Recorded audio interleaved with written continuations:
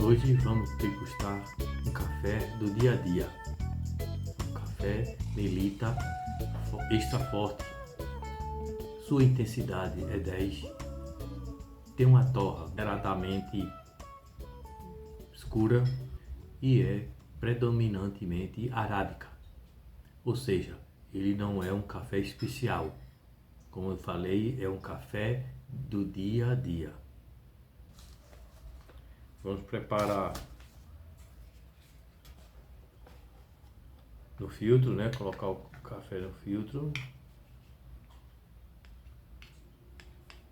Uma vez colocado no filtro, vamos colocar agora, acoplar no cachimbo. Bom, agora só nos resta ir para a máquina. Bora lá?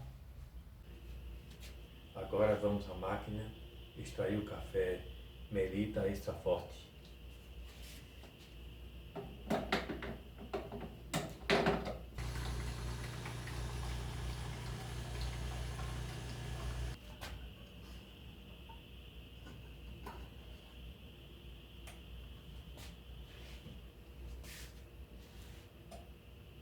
Como já falei, o café Melita extra forte é um café para o dia a dia. Considerando que ele não é um café especial, irei experimentar sem açúcar para saborear e sentir o sabor do puro café.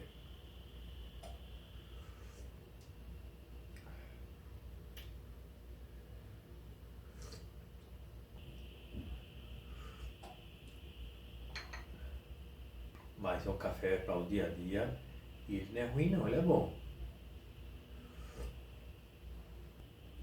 Você que está chegando agora e não nos conhece, peço para que você faça a sua inscrição, não esqueça de deixar seu joinha e mande um comentário. Todos são bem-vindos. Então, até o próximo vídeo e muito obrigado.